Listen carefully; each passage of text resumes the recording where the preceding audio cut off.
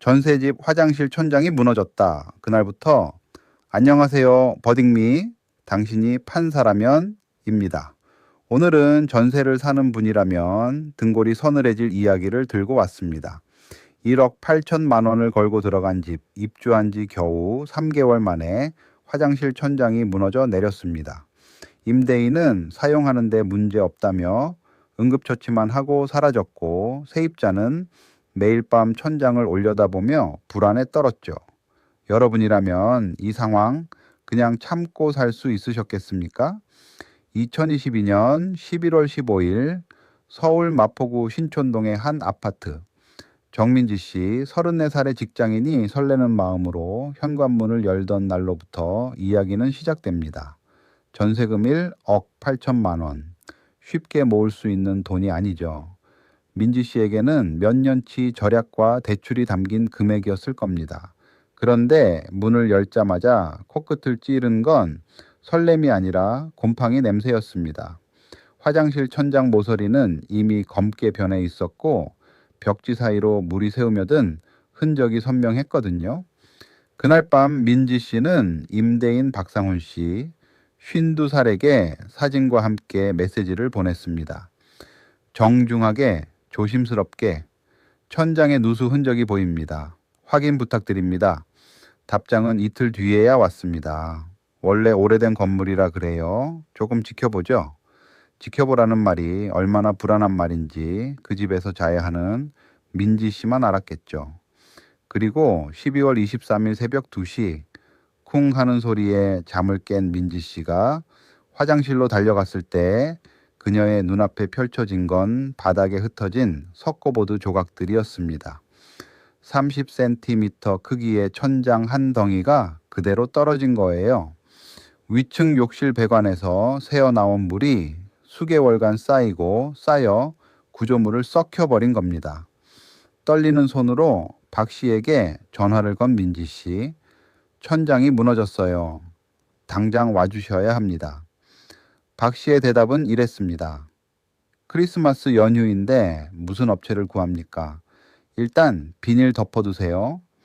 12월 26일 박 씨가 데려온 건 방수 전문 업체가 아니라 동네 철물점 사장이었습니다. 그 사장은 30분 만에 떨어진 부분에 합판을 대고 실리콘으로 둘러막았습니다. 박 씨는 50만 원을 건네며 말했죠. 응급처치 했으니 사용하는데 문제 없을 겁니다. 전세 기간 끝나면 제대로 할게요. 위층 누수 원인은요.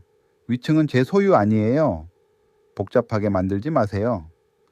그 이후로 민지 씨의 아침은 화장실 천장을 올려다보는 것으로 시작됐습니다. 합판 틈새로 물방울이 맺히는 게 보였고, 샤워할 때마다 또 무언가 떨어질 것 같은 공포에 5분 이상 버틸 수가 없었어요. 친구들을 부를 수도 없었습니다.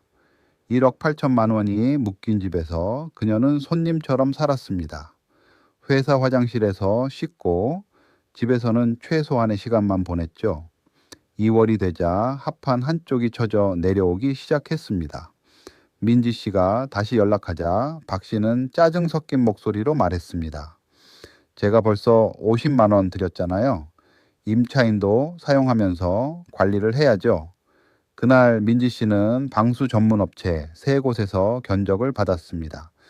위층 누수 원인 제거부터 천장 전체 재시공까지 최소 350만 원이었습니다. 자, 이 사건의 핵심은 바로 이겁니다. 임대인은 집을 빌려준 뒤 수리를 요청받았고 50만 원짜리 응급처치를 했습니다. 그걸로 의무를 다했을까요? 세입자는 임대인의 동의 없이 350만 원을 들여 스스로 수리를 했습니다. 그 돈을 돌려받을 수 있을까요? 법적으로 말하자면 민법 제623조, 쉽게 말해 임대인은 세입자가 정상적으로 살 수 있는 상태를 유지해 줄 의무가 있습니다. 그리고 민법 제624조에는 임대인이 그 의무를 이행하지 않을 때 세입자가 직접 수리하고 비용을 청구할 수 있다는 규정도 있죠. 우리 중 많은 분이 전월세를 살고 있는 만큼 이 조항들은 정말 알아두셔야 할 내용입니다. 민지 씨의 입장에서 한번 생각해 볼까요? 천장이 무너진 건 제가 뭔가 잘못해서가 아닙니다. 위층 배관에서 물이 새어 들어온 구조적 결함이죠. 입주할 때부터 문제가 있었던 겁니다. 임대인에게 몇 번이나 연락했고 내용 증명까지 보냈습니다. 유예 기간 일주일도 줬어요. 그런데 임대인은 계약 끝나면 한다며 버텼죠. 샤워도 제대로 못하는 집에서 1년을 더 기다리라는 말입니까? 350만 원을 쓴 건 선택이 아니라 생존이었습니다. 반면 박 씨의 입장도 들어보겠습니다. 저도 50만 원 들여서 좋지는 했습니다. 완벽하진 않아도 쓸 수는 있는 상태였어요. 그런데 세입자가 제 동의도 없이 350만 원짜리 공사를 마음대로 진행했습니다. 이게 말이 됩니까?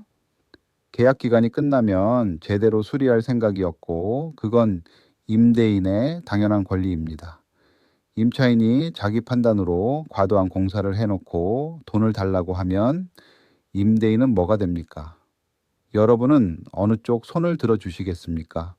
지금 버딩미 블로그에서 직접 투표해 보실 수 있습니다.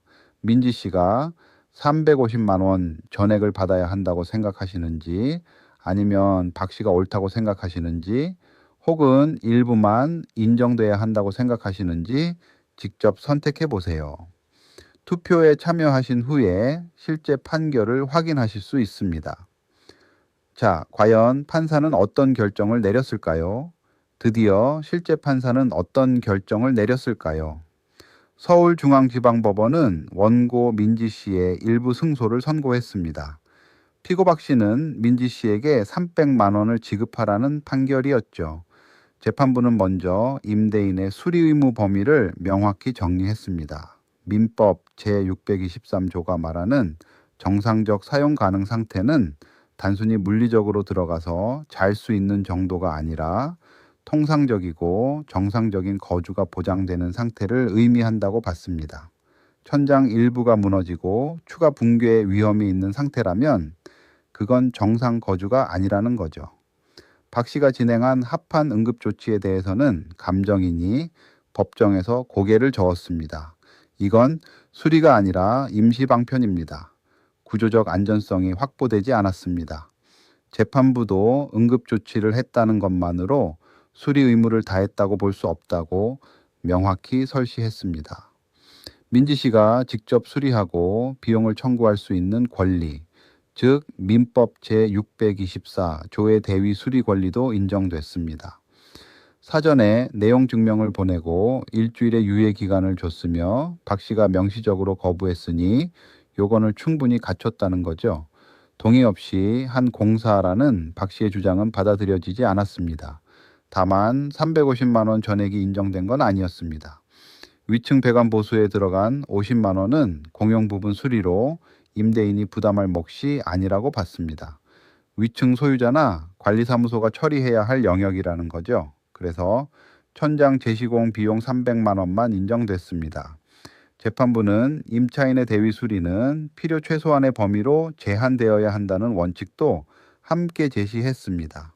법정에서 민지 씨가 꺼낸 일기장이 있었습니다. 오늘도 샤워 못함, 천장 물방울 사계, 밤새 천장 걱정에 잠 못 잠, 3개월치 빼곡히 적힌 문장들이었죠. 재판부는 주거용 임대차에서 임차인의 주거 안정과 생활 평온이 중요한 보호 대상이라고 명시했습니다. 형식적 조치로 수리 의무를 면할 수 없다는 겁니다. 그렇다면 이 판례가 우리에게 주는 교훈은 무엇일까요? 세입자 입장에서는 세 가지를 꼭 기억하셔야 합니다. 첫째, 집에 하자가 생기면 반드시 문자나 카카오톡으로 기록을 남기세요. 말로만 하면 나중에 증거가 없습니다. 둘째, 임대인이 수리를 거부하거나 무시할 경우 내용 증명을 보내고 유예 기간을 준 다음에 직접 수리하고 비용을 청구할 수 있습니다. 셋째, 직접 수리를 결정했다면 여러 업체에서 견적을 받아 적정 비용임을 입증하고 공사 전 과정을 사진과 영수증으로 남겨두세요. 임대인 입장에서도 분명한 메시지가 있습니다. 응급처치와 실질적 수리는 다릅니다. 나중에 할게요는 법적으로 통하지 않습니다. 세입자가 정상적으로 살 수 없는 상태를 방치하다가 결국 더 큰 비용과 소송으로 이어질 수 있다는 걸 박 씨의 사례가 보여줍니다. 알아두면 반드시 도움이 됩니다. 당신이라면 어떤 판결을 내리셨을까요? 300만 원 전액 인정? 아니면 350만 원 모두 혹은 박 씨의 손을 들어줬을까요? 버딩미를 구독하고 주변에 공유해 주시면 더 많은 사람이 자신의 권리를 알게 됩니다. 그게 버딩미가 존재하는 이유입니다. 다음 판례에서 만나요.